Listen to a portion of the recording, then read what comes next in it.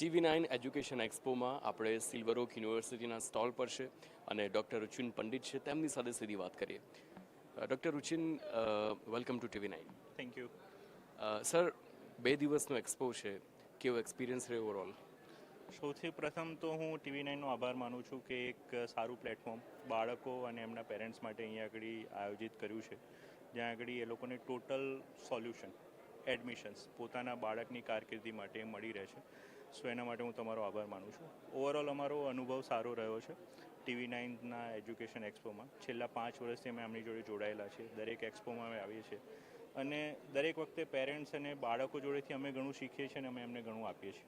સો એના માટે હું તમારો આભાર કરું છું. ક્યુરીજી, અનેક એવા સ્ટુડન્ટ્સ આવ્યા છે, ઇન્ક્વાયરીઝ ઘણી થઈ છે, ફૂટફોલ જે પ્રકારે જોવા મળી રહ્યો છે, મેક્સિમમ ઇન્ક્વાયરી કયા કોર્સ માટે થાય છે?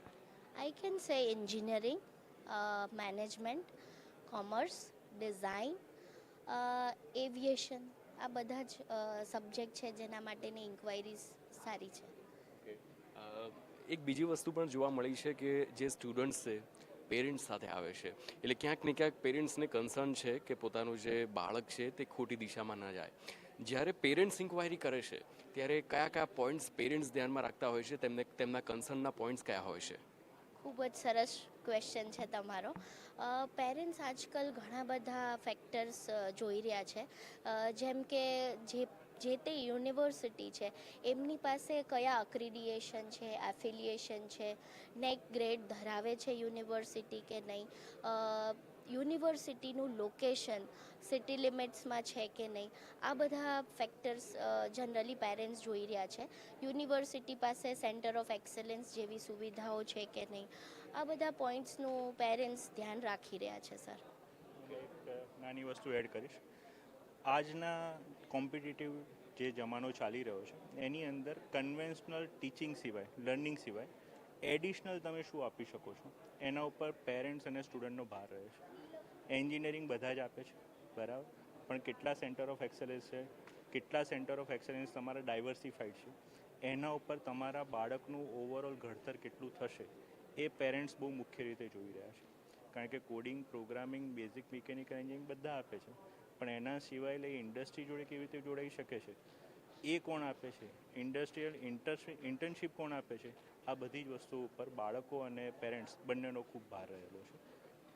રુચિનજી, આપના સ્ટોલમાં મને એક ઇન્ટરેસ્ટિંગ વસ્તુ જોવા મળી છે. આપના ટેબલ પર તમે વીઆરનો સેટ આખો મૂક્યો છે. મારે એ જાણવું છે કે આ વીઆરના સેટનું આ સ્ટોલ પર શું કામ છે? શું તેને લઈને કંઈક કોર્સ છે કે કંઈક અલગ જ ઉપયોગ થઈ રહ્યો છે? આ શેના માટે છે?